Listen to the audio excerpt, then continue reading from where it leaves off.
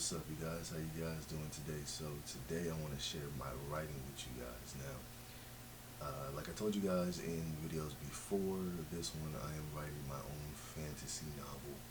I already put up a video talking about how I've been writing my own fantasy novel for around probably, I want to say, 8 years.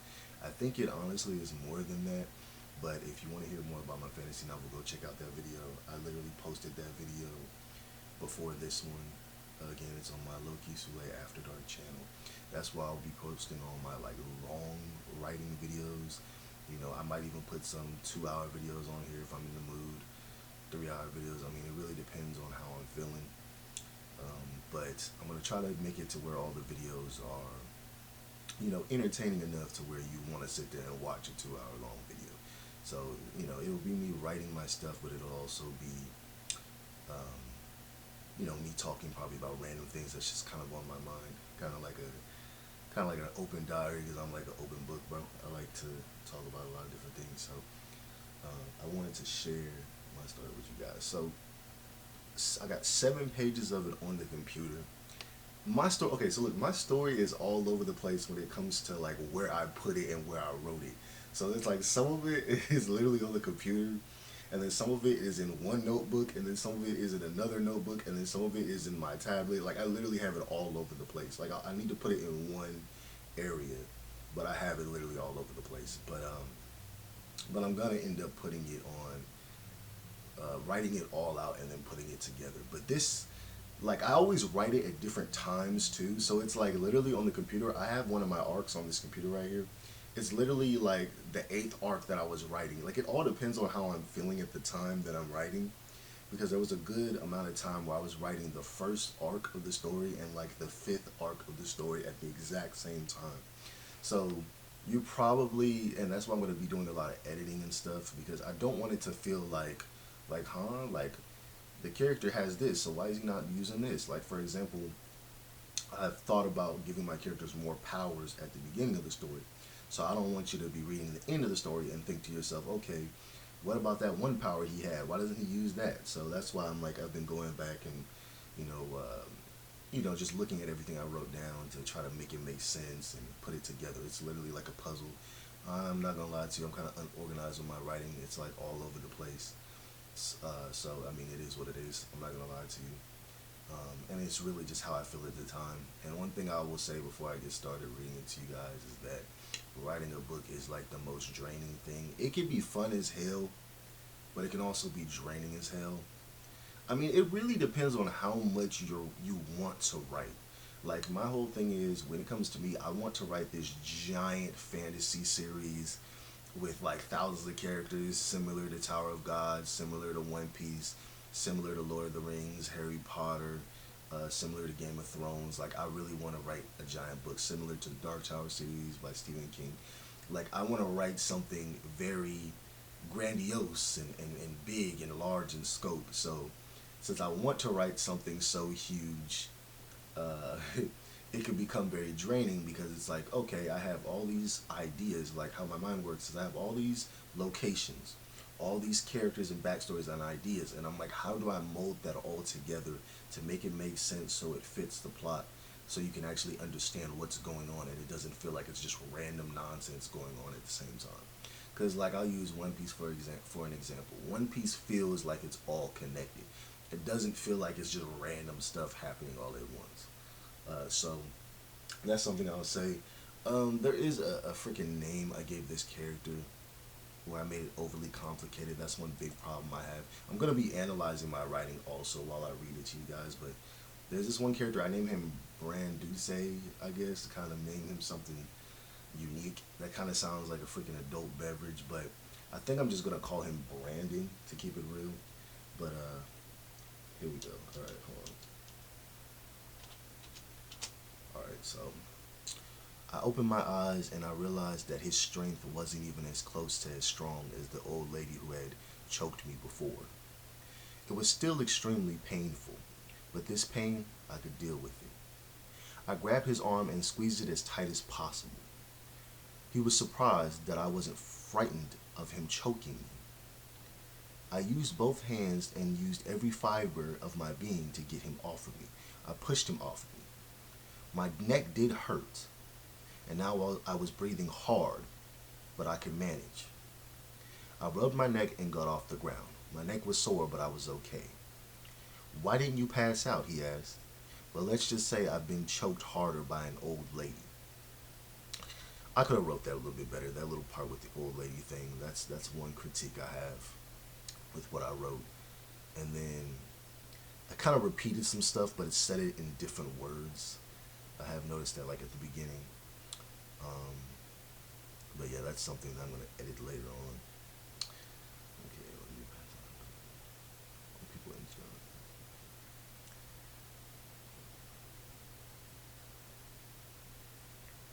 All the people in the jail started laughing. Little man's a freak, I heard somebody say in the background. Little man, another voice said. I guess he grew some balls in the last few minutes, someone else yelled out. So to give you guys kind of a clear understanding of what's going on is basically my main character. He's underneath the ground of his city. There's like these dungeons. They're kind of like Legend of Zelda dungeons or Adventure Time dungeons where basically underneath the city there's all these different areas and dungeons, and it's like its own world under the city. It's literally like this huge place where there's multiple different dungeons and different doors and different caverns that you can go through. So my main character went through one of them, and basically the one that he's in right now is there's an old lady. It's kind of like I said, it's really similar to Adventure Time because I was thinking of Adventure Time and Zelda when I was writing it. Um, Basically, there's an old lady, and basically it's kind of like a small little tournament arc. So it's in this dungeon room. You can't leave the room unless you beat the people that she decides to have fight, right? And she's basically like, she acts kind of like a teenage girl, but she looks like basically like a skeleton, pretty much. And she has like green firepower. You can kind of see she's kind of similar to the Lynch, but she's not really that important to the story. She's kind of just a small antagonist that I have, kind of like a small villain. It's kind of like on some Mortal Kombat type stuff. But basically, everybody around her is watching, and everybody around her is in a jail cell, and is people that have lost their fights, so they're stuck and trapped in this one specific dungeon. So that's kind of what's going on. So my main character is in a fight right now against a guy named Brandon. I changed his name. Y'all seen it. Instead of Brandu say, his name is Brandon now because it's just easy to remember. And something I have learned is you don't want to make the names for your characters too complicated because it's going to make it hard for people to remember. I mean, people struggle to say my name, and my name is not even that damn complicated. Okay, so let's see. What else do we have here? Brandon looked at me with such a cold look, you would think my fingers would fall off. So like frostbite. I looked into his eyes and I noticed that they started to glow. They were white as the color of snow. His eyes had matched the cold look he had given me earlier. Then seconds later, that could have been written so much better. Then seconds later, 5 white ghosts appeared out of nowhere. Brandon whistled, and one of the ghosts headed in my direction. I tried to punch one and it vanished through my body. I put a heard. I heard another whistle and another whistle and another ghost came my way. Yeah, that could have did that way better. Again, I tried to punch it and it went through me. Then Brandon started snapping his fingers and he started whistling loud, then low while he was snapping. Then he started singing. I'm gonna win. Look at how I begin.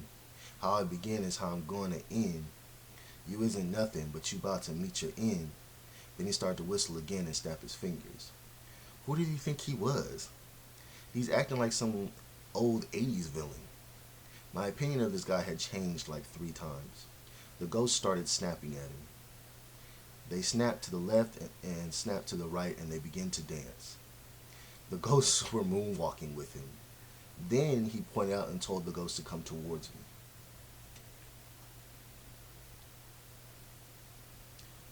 Then the walks began to shake, and out of nowhere, a square-like spaceship came from the roof and crashed into Brandon. Everyone was silent and nobody said a word. Everyone in their cells gasped and looked at the square ship that had crashed.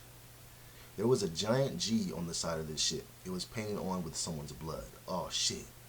That's a Gorham shit. My big chunky guy. laying in his cell drinking. Hold on. Oh shit, that's a Gorm shit. Ma, a big guy laying in the cell drinking, said. Who's that, Chuck? Well, little Charlie, the Gorm are famous rich murderers who live on the bottom of a prison planet. They are known for killing countless people for fun. I've, I've even heard that they eat people. Little Charlie was a small goblin who was wearing a red leather suit. He looked young, but he was old, very old. I already see so many corrections that I need to make on this. The thing is, too, is when I write this, I'm always writing like at nighttime. Like I'll literally be writing at like freaking like 3 o'clock in the morning. So it's like a lot of times there's a lot of mistakes because I'm just like rapid fire writing, or rapid fire typing, depending on if I'm writing it in my notebook or writing it on the computer. So there's always gonna be hella mistakes just because that's when I get the most inspiration is either at nighttime or when I am in the shower. So yeah. Everyone was very curious to see who would come out of the ship. The ship left a giant crater. At first glance, anyone could see that the ship slowed down the deeper it went. The ship was smoking. It was also glowing a blue and white color, besides the blood G that was dripping blood on the floor. Then, the side with the G lifted and made a sound like a sizzling plate from a restaurant. I feel we all were expecting some giant scary wolf creature from another planet or some type of green men. We never expected to see a small pale boy with blonde hair and blue eyes pop out. He looked to be around 12 or maybe 13. He had on a white sports jacket. He also had red glasses. He had eyes like a cat. Wait, what? It's just a little boy? Someone yelled out. The little boy got out of the square ship and pulled out a little metal ball. He put it on the floor, pressed it, and out came a metal detector. He picked up the ball and put it in his pocket. He then walked around the room. Everyone was silent and confused, me included. The kid appeared to not even notice he straight up just killed a guy in cold blood. He just pulled out a metal detector out of a freaking ball. Oh, shoot. I feel like everyone was scratching their heads at the same time. The kid ended up coming over to me and bumped my leg. He looked up to me and said, "Could you please move your foot?" I moved my right foot and underneath it was a golden coin. He picked it up and yelled, "Yeah!" He looked so excited to find a golden coin. I had to say something to him. Kid, do you see where you are?" He stopped, pushed up his glasses with his pointer finger, and looked around. Then he began to cry. I got even more confused. I thought I heard someone say he was some type of famous murderer. Then I got even more confused with myself. Shouldn't I be scared and frightened? And he obviously is a murderer. He straight up just killed a guy and he didn't even notice. People who aren't conscious of their evil are even more frightening than people who wear it on themselves like a shirt. What is more scarier is a bomb that you never know exactly when it's going to go off. Or a bomb that you'll never know when it's going to go off.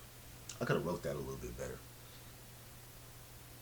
Like there's so much I just see the problems with it, bro. The little boy ran into a corner of the room and sat down in the corner with his arms over his face. The strange thing about this child is I didn't feel any evil coming from him. As far as I can tell, he was just a scared little child that was kind of oblivious of what was going on around him. Then I looked into the child's eyes. I could see into this child's eyes, but all I saw was innocence. I also could see fear. This child felt alone and was truly alone by himself. I wonder what people saw when they looked into my eyes. I could hear what people in this dungeon said about me earlier, but I wonder what they truly feel, what they truly see when they look at me. I don't even understand myself. I wanted to become strong, I wanted to become powerful, but just like this child, I also felt alone. That was some heat. I ain't gonna lie to y'all. Hey, y'all gotta give me credit. That part right there was hard. I ain't gonna lie, bro. I put out my hand and I said, "Hey, do you want to be friends?" He wiped his tears from his face and sniffed and looked up at me. "Okay, are you gonna hit me?" I was confused, so I asked, "Why would you think that?" "Well," he told me, since I was young, my parents have been ruthless killers. They kill people for sport and they kill people for pleasure. They have an obsession for death and murder, so much that they live on a planet that at any time someone could come and take their life. My parents wanted to train me so I would be just as ruthless and as feared as they are. They made a name for themselves, and they want me to follow in their footsteps, to be feared, to have people fall at my feet just for me to betray them and take their life, to feed the bloodlust that we mortal beings have. The words that this kid spoke was crazy to me. He went through so many different emotions so fast. A minute ago, this kid was crashing through the ceiling, killing a guy in cold blood, and had no response to it, and just hopped out and popped out a metal detector and walked around without a care in the world. He even bumped into me and bumped me, and the metal detector detected a golden coin. Then I spoke to him, and he straight up went and sat in the corner in fear. Then it hit me. Am I any different? Hold on, let me slide this down. Am I any different? My emotions change a lot. My mind is racing. The crazy thing that I noticed is I wasn't as...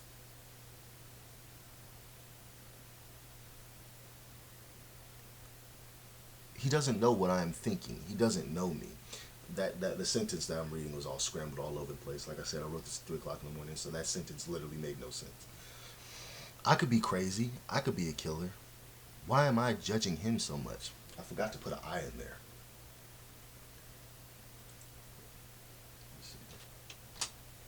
Why am I judging him so much? I don't know anything about him besides what he just told me. He is a child on the outside, quite younger than me, but that is because he was showing his childlike self. I wasn't any better than him. I was also a child on the inside. I had that inner child in me, and I felt fear, confusion, and even frustration. It's crazy because I'm getting all of these crazy thoughts in a dungeon with a bunch of criminals, and this kid might be one of them. However, I thought about what I had been through in the last couple of weeks. I had saw a man murder another man in cold blood. I had been chased by assassins, and I was even choked by an old lady. Then it hit me again. What are my intentions in life?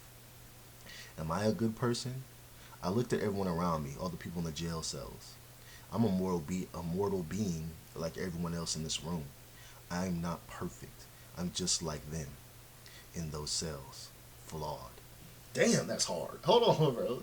Hey, bro, I'm decent. I'm decent. Like for a brother who be writing it at like 3 o'clock in the morning, it's pretty good, bro. Hold on, bro. Then I realized I need space from myself. I haven't had a true friend in a long time because of what happened when I was younger with my other friend. I have Son, but Son is more like a teacher or a mentor. Son is his teacher and his mentor. That's why I put that in there. All right. He's like, I don't want to say he's like Master Roshi, but he's like Master Roshi in the sense of being a teacher.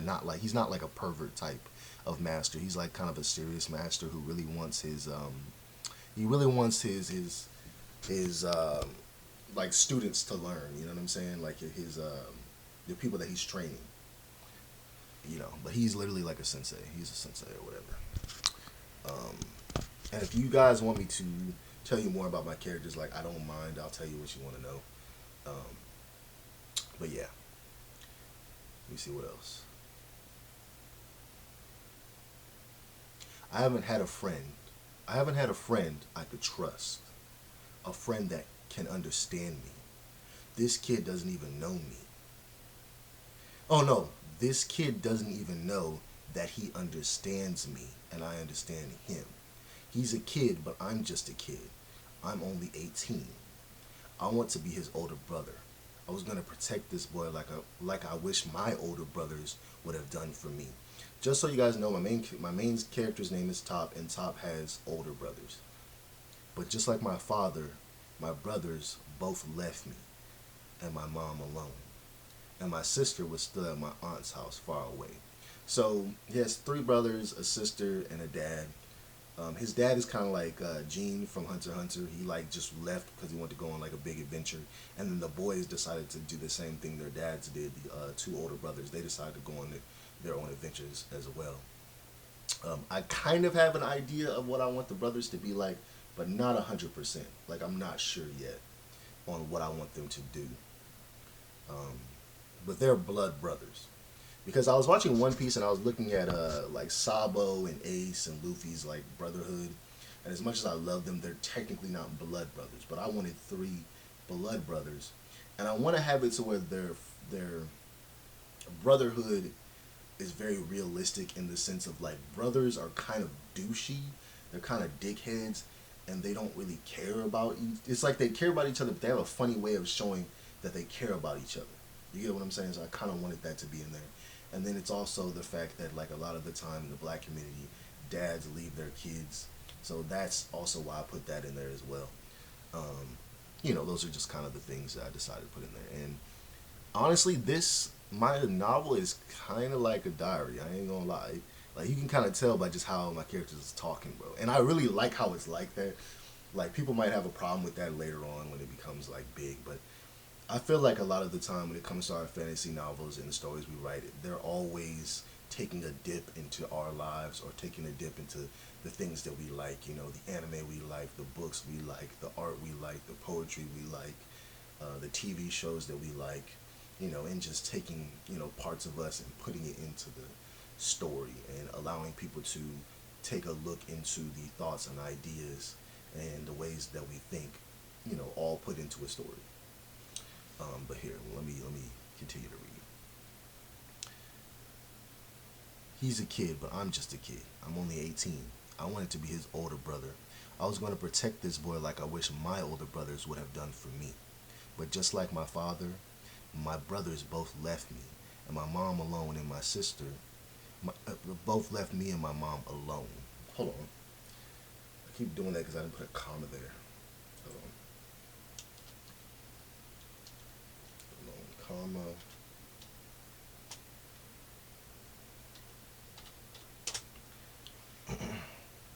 Mom alone. And my sister was still at my aunt's house far away. So the sister is going to come back. I don't want to spoil it, but at the same time, it's going to take hella long for me to write it anyway. So his sister's going to come back, and she's going to basically kind of be like his sidekick, like on some Batman and Robin type stuff. That's what I'm planning on doing, but I'm not really sure because my story is constantly always evolving and always shifting and changing, just like how I am as a person is always constantly evolving, shifting, and changing. So I'm not 100% sure on what is 100% going to happen. And I remember hearing Stephen King talk about in one of his interviews about how you kind of want to let your characters be alive and do what they want to do versus trying to plan out a whole story and have your characters following this pattern. It's better for your characters to actually, run around and walk around the world and feel like living, breathing characters and have their own perspective of life in the location, settings, and world that they live in. So, so for example, like we'll see the different points of views from different characters, points of views, their different mindsets, their different ideals and rules and regulations that they have inside of themselves. So, and I thought about that like probably a year ago or so. Like, for example, let's say like all of my main characters, because I'm have 5 or 6 of them, they're all looking at a beach and they all interpret the beach differently. Some of them like the beach, it makes them tired. Some of them like the beach, it makes them excited, they want to go play in the water. Some of them hate the beach because it's too lovey-dovey and cute, You guys get what I'm saying. So here we go. I'm not going to hit you, okay? I told him. I kept my hand out. So what do you say? You want to be my friend? If you promise that you won't hit me, he told me, I got your back. I'll never hit you. You have to promise me you won't hit me either, and we'll be like brothers and have each other's backs. He smiled and grabbed my hand. He said, okay, and I helped him up. I heard someone in the background, y'all gay as hell, and I heard everyone laughing in the background, but I didn't care because I finally didn't feel alone. I had a friend, and that's all that mattered. Then I realized I never even asked his name. Hey kid, what is your name if you don't mind me asking? He smiled and said, my name is Yawai. I put my arm around him and gave him a playful noogie. Now you're my brother and I got your back.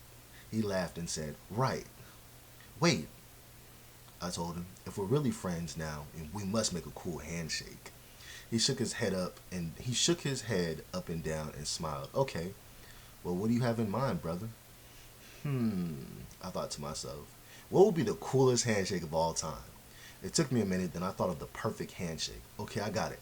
You put your hand out, I slap it, the top of your hand. Then we slide our hands together. Then we jab each other up. Sound good? Yeah, he said. That sounds pretty cool. To me, let's do it. I slapped my hand on top of his, we slid our hands together, and then dabbed. Now it's official. We're best buddies now, I told him. And we always got each other's backs.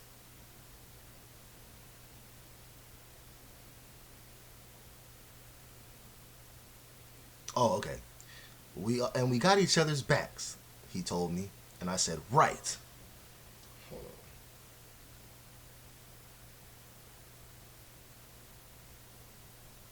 Then he told me, wait, shouldn't we have like a catchphrase like superheroes? A lot of the old cartoons I watch have catchphrases. Okay, let me see. I sat and thought to myself about all of the famous catchphrases from all of the old cartoons that I used to watch. A loud sound came from the hallway that I had come from to come to this dungeon. Everyone looked towards the door. All we could hear was hard, loud footsteps that shook the ground that we stood on. We all kept our eyes glued to the door as the loud footsteps came closer and closer to the door. I didn't know what to expect this time. It could be a little girl who eats people for all I know. It could be a rat that had rap powers that could make you fall asleep or something. Hopefully it was something that me and your wife could handle. Whatever it is, I will try my best to protect you, little buddy. Okay, I'll try my best to protect you too. Wait, you never told me your name. How are we supposed to be best friends if I don't know my best friend's name? Okay, my name is Top. It's funny, I completely forgot to tell you my name. My bad. While we were talking, the door was completely destroyed. All I could see was smoke and a pair of red eyes. The eyes reminded me of a demon you could see in the nightmares when you sleep, or what you thought the creature under your bed would look like. It gave me chills down in my spine. My imagination was too vivid and too clear. Then the smoke cleared and it was a 6-foot tall golden robot with the number 99 on the top of its head. It turned its head slowly. I think it was scanning the room. It halfway turned its head and I could see it glitch up. It moved in a weird pose like it was having a seizure. An electric shock came out of its body. Then a bit of smoke shot out of its head. It had 3 fingers that looked like claws, searching for a target. Search in progress, loading system failed. The robot stopped in its tracks and shut down, and its eyes went from red to shadow dark. It was still as a statue. Me and Yawai looked at each other. Should we go touch it? I asked. I don't think that's a good idea, but I do love technology, and it's a robot. I think it had a certain agenda, like it was hunting for something. It reminds me of my father. He likes to hunt for rare creatures and people. That's your wise, just in case you guys don't know. Okay, let us do rock, paper, scissors to see who has to go up and touch it. Only 1 round, no second round, I told you why. Okay, he told me. Okay, ready? Rock, paper, scissors. We both ended up with paper. Okay, that means we both must go and touch it, I guess. I didn't think we would get the same thing. Okay, let's go. I slowly tipped over to the robot and Yawai did the same thing. I went to the right and Yawai went to the left. After 10 seconds, we were both right next to the robot. I was on the right side of the robot and Yawai was on the left side of the robot. We both stuck our pointer fingers out to touch it. We both slowly moved our fingers towards the metal creature. The closer our fingers got to the robot, the more straight our fingers became. I looked at Yawai and he looked at me. We both shook. We were both shaking, but I smiled and gave him a thumbs up with my other hand. So he wasn't scared. The older brother has to stay strong in situations like this. We both turned back towards the robot until both of our fingers were hovering over the surface of the robot. Then we both touched it. It almost burned my hand with how hot it was. It was like taking a sip of tea too fast. I pulled away quickly. I looked at Yawai and he was still touching it. His eyes were wide. He rubbed the robot up and down. Wow, this robot is beautiful. I wonder what it is made of. It does look like an old model. There must be newer models somewhere. I can tell. Or else it wouldn't have a 99 on it. I wonder if there's 99 models. I had to ask. Your hands do not hurt your why? No, I'm used to it. So you're really interested in the robot, right? Maybe you can take it. Since it's broken now, and you can create something else with it or use it as a super suit maybe. I don't know. Well, he told me, I'm okay with building things, but I think I need a teacher to help a little more. I can build small things, but I haven't tried to take something apart to build something else. But maybe I could try. Well then, well, when you do take something apart and build something big, would you want to build? He thought, what would you want to build? Sorry about that, guys. He thought for a second. Then he smiled and said, "Hmm, that would be easy. I want to build an airplane." Well, I asked, "Why do you want to build an airplane?" He looked at me and he said, "I always wanted to fly. If we go on any adventures like this, it can come in handy." "You are highly intelligent, Yowai." I told him, "You are already thinking about the future." He smiled. "Thanks. Well, I guess we should leave this dungeon. You killed the guy over there with your ship, so we should be able to get through and move on to the next door." "Right?" he said. "Then let's go," I yelled. "Who said anything about leaving?" We turned around and looked over at at the skeleton-faced lady. If I remember correctly, her name was Tabitha. "I can't let you leave. You didn't win the fight technically. That boy there," she told me. I got annoyed, "But that isn't my fault. Technically, it isn't his fault either because he didn't know he was going to be killing someone when he crashed through the ceiling. How about we make a deal? How about I fight someone else and someone a little weaker? You had me fight that super strong guy. I'm just a normal guy. Give me someone normal to fight. I don't make deals with humans. Who are you trying to bargain with? You just said it yourself. You are just a normal human boy." She was right. Who did I think I was trying to bargain with? Some scary looking witch? But at the same time, I've already hyped myself up by standing up to her. I couldn't back down now. Plus, she just might end up killing us anyway or putting us in one of those cells. "Since you are giving me so much back talk, young child, I think I might put you in one of those cells as one of my pets." Then I heard one of the guys yell out from his cell, "You, you haven't used me as one of your pets." She got angry and yelled, "Shut up, Tommy." "You have three options. You either die, become one of my pets in the cells, or fight me and get your souls eaten. And still die.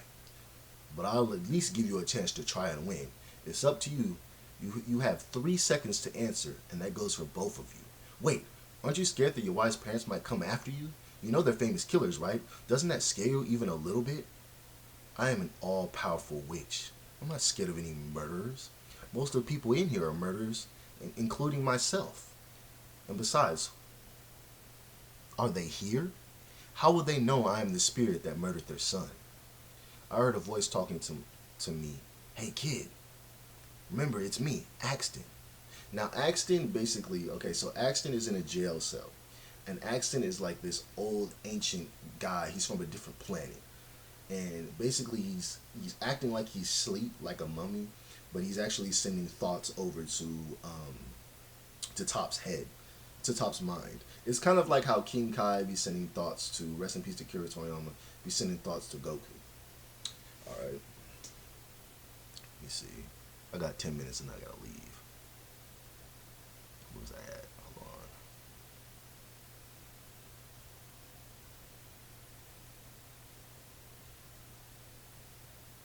"Hey, remember, it's me, Axton. Here's what I want you to do. I want you to release me. It's going to require you to get to the second floor, so you're gonna have to figure out a plan. I've seen Tabitha fly before. She also spits out green flames and uses different spells. If we were going by rank, that would mean she is a B rank, which is close to the top. So you're gonna have to act fast and with strategy." "Okay, I got it. I'll have to think of something." That's Top talking. Alright. I think I should end it here. I mean, it's already at 35 minutes. We're on page 5 already. Damn. Okay, that's actually pretty quick. Um, I hope you guys enjoyed me sharing. Hold on, let me make the screen bigger so I can look at y'all. I hope you guys enjoyed me sharing, just a part of my little fantasy novel with you guys. And let me know if you want to know, more of Top's backstory, your Wise backstory. Axton doesn't have a backstory yet. There is a little twist I want to do with him, but I'm saving that. I'm not going to tell you guys what I'm going to do with him. Um, but if there's anything you want to know the origin of the characters, who they're inspired by, things of that nature, then let me know. I'm probably just going to end up telling you guys anyway later on. So I hope you enjoyed this, and if you liked what I shared with you guys, like and comment, subscribe, and I'll make way more videos of me sharing my novel with you guys. And I want you guys to comment in the comment section and tell me about any type of books that you've read, or books that you are writing, or poems that you've wrote, or if you want to share a diary entry, anything of that nature, put it in the comment section. I love reading people's comments. I love learning about people and getting inside their mind and their thoughts and understanding things from their point of view and their perspective. So if that is something that you feel like you want to share, again, you don't have to share anything you don't want to share, but whatever you desire to share, whatever you feel comfortable sharing, whatever makes you feel happy to share, whatever makes you feel those good emotions, that good little, feeling like you're in a nice blanket drinking cocoa type of emotions, then put it in the comment section. Again, like I said before, I don't mind. You can literally put 20 pages in the comment section if you want to. Just don't spam the exact same comment is all I ask. But I don't care how long your comment is. I will read them. I will respond to them. I might even make a freaking video on them if what you wrote was interesting enough.